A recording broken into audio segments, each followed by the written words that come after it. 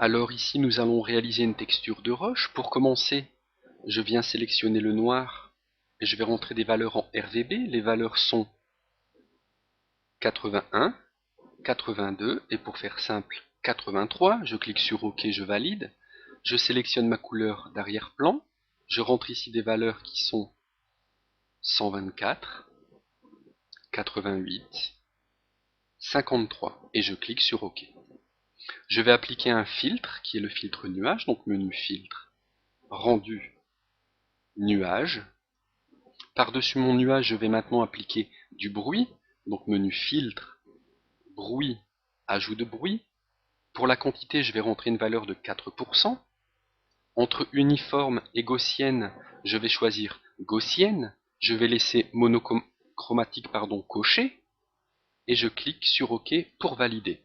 Je vais maintenant faire apparaître à l'écran la fenêtre couche, donc je viens dans le menu fenêtre, je clique sur couche, je crée directement une nouvelle couche alpha, en cliquant donc sur l'icône de création de nouvelle couche. Sur cette couche, je vais appliquer un filtre qui est le filtre nuage, donc menu filtre, rendu, nuage. Par-dessus ce filtre nuage, je vais appliquer le filtre rendu, nuage par différence. Et je vais également ajouter du bruit avec les mêmes valeurs que précédemment. Donc je clique dans le menu filtre, bruit, ajout de bruit, et je clique directement sur OK. Je peux fermer ma palette couche, je reviens dans ma palette calque, je vais dupliquer mon arrière-plan, donc CTRL ou commande sur Mac, J. Je vais le cacher pour l'instant, donc en cliquant sur l'œil à côté de l'icône du calque. Je reviens sur mon arrière-plan, je vais faire le menu filtre, rendu, et cette fois-ci je vais choisir éclairage. Au niveau des valeurs, en intensité, je vais mettre 50. En cône, je vais rentrer 69. En brillance, je choisirai ici 0. Au niveau de la matière, 60. Au niveau de l'exposition, 0. Et l'ambiance à 5. Tout en bas dans la texture, je vais sélectionner alpha 1, qui est la couche que j'ai créée précédemment. Je clique dessus. Et dans les valeurs entre plat et montagneux, au niveau du relief, je vais choisir 100%, donc montagneux.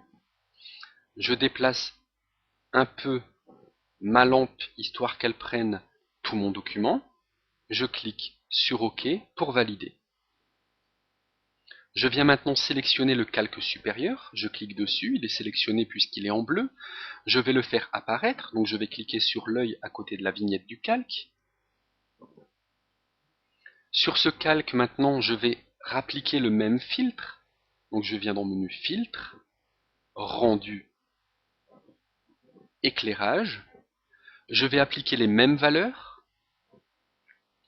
Au niveau de la brillance, par contre, je vais mettre 50. Je clique sur OK pour valider. À ce calque dupliqué, je vais ajouter un masque de fusion. Donc je viens en bas de la fenêtre calque, je clique sur cette icône pour créer un masque de fusion.